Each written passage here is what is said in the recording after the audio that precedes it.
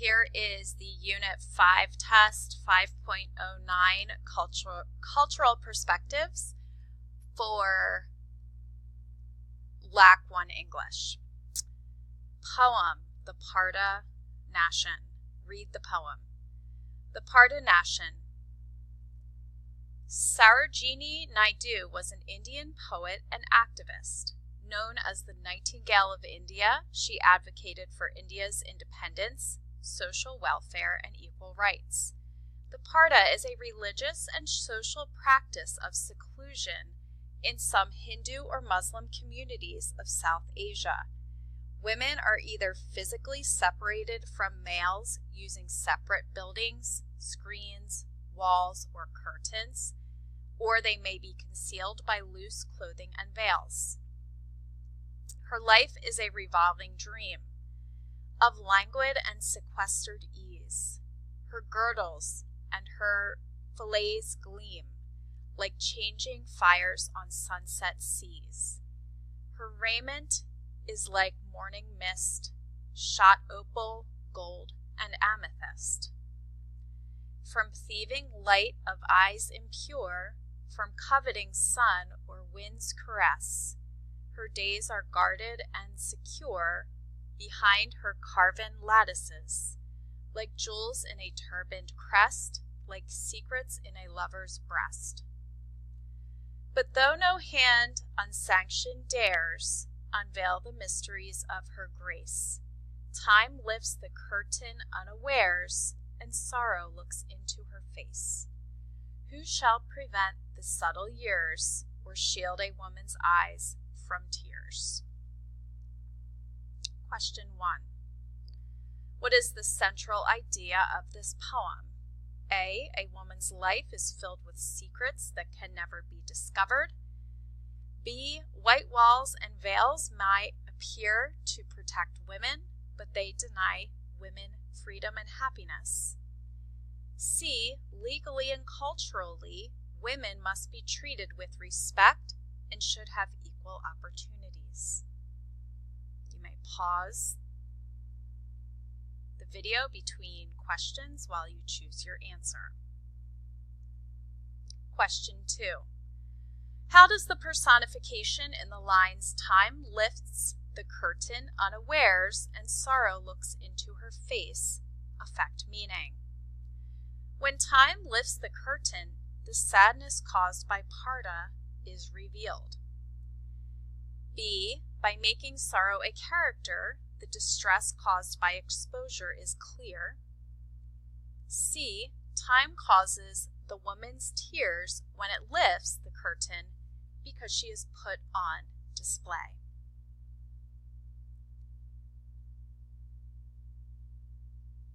Question 3.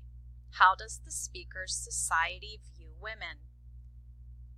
A, women must be hidden and protected to ensure their safety and purity.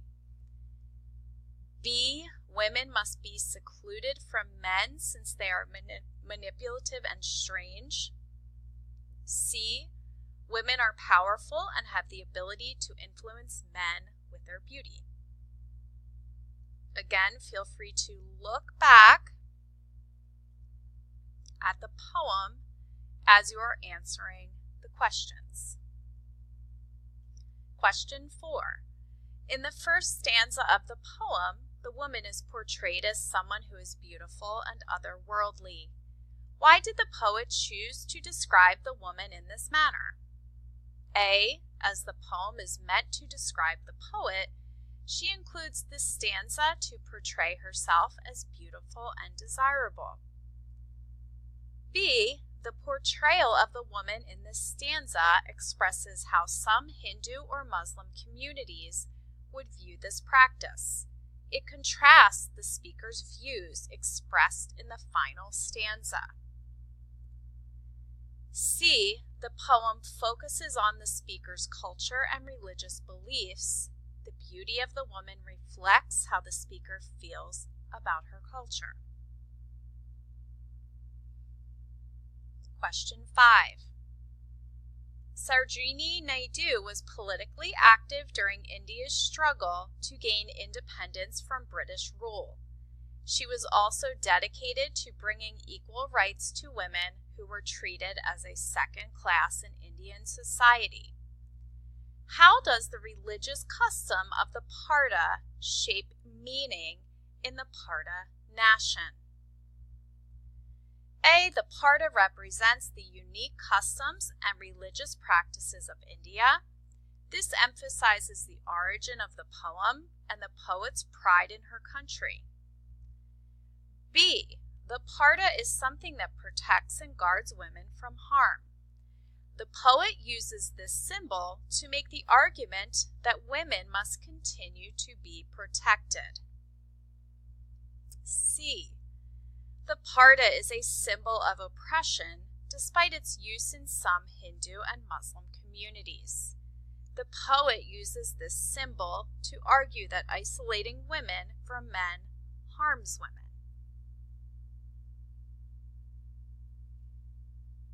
The next set of questions will focus on the following text, the excerpt from The Poison Tree, A Tale of Hindu Life in Bengal. Read the passage. As Najendra traveled down river by boat, a fierce storm drove him from to shore. While looking for shelter from the lashing rain, he came upon a dilapidated house where he found a girl of 13, Kunda Nandini, and her dying father.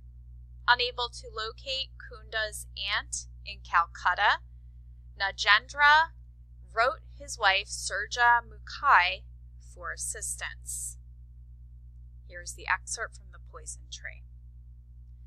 The Poison Tree documents the experiences of Najendra, a wealthy landowner, his wife Surja Mukhi, and an orphan girl, Kunda Nandini, who Najendra brings home with him after a trip to Calcutta. Hindu life in Bengal in the late 19th century was grounded in the caste system, a social practice that placed every member of society into one of 4 castes. Each individual within caste had a designated role in society. Surja Mukhi's reply to Najendra's letter came in a few days. It was after this manner. In picking up a little girl, you have forgotten me. Many unripe things are esteemed. People like green guavas and green cucumbers. Green coconuts are cooling. This low-born female is also, I think, very young. Else in meeting with her, why should you forget me? Joking apart, have you given up all right over this girl? If not, I beg her from you. It is my business to arrange for her.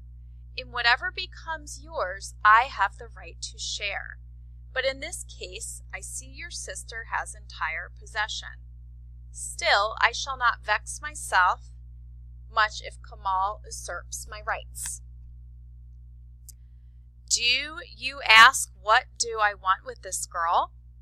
I wish to give her in marriage with Tara Sharan. You know how much I have sought for a suitable wife for him. If Providence has sent us a good girl, do not disappoint me. If Kamal will give her up, bring Kunda Nandini with you when you come. I have written to Kamal also recommending this. I am having ornaments fashioned and am making other preparations for the marriage. Do not linger in Calcutta. Is it not true that if a man stays 6 months in that city, he becomes quite stupid? If you design to marry Kunda, bring her with you, and I will give her to you. Only say that you propose to marry her, and I will arrange the marriage basket. Who Tara Sharan was will be explained later. Whoever he was, both Najendra and Kamal Mani consented to Surja Mukhai's proposal.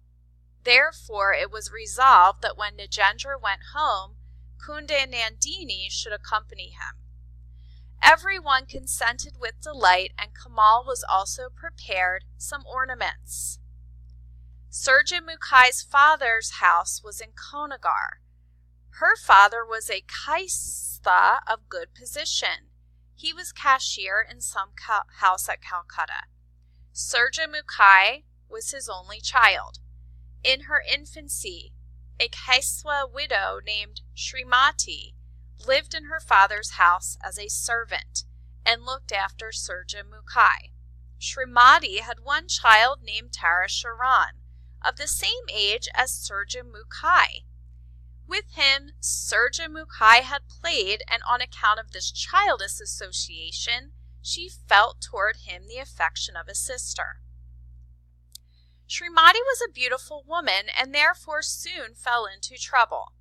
A wealthy man of the village of evil character, having cast his eyes upon her, she forsook the house of Surja Mukhai's father. Whither she went no one exactly knew, but she did not return. Tara Sharan, forsaken by his mother, remained in the house of Surja Mukhai's father, who is a very kind-hearted man, and brought up this deserted boy as his own child, not keeping him in slavery as an unpaid servant, but having taught him to read and write. Tara Sharan learned English at a free mission school. Afterwards, Surja Mukhai was married, and some years later her father died. By this time, Tara Sharan had learned English after a clumsy fashion, but he was not qualified for any business.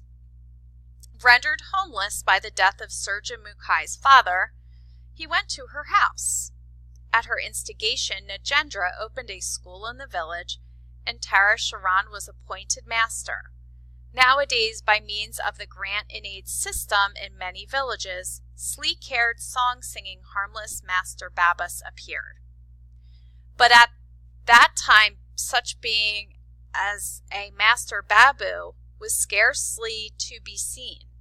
Consequently, Tara Sharan appeared as one of the village gods, especially as it was known in the bazaar that he had read The Citizen of the World, The Spectator, and 3 books of Euclid.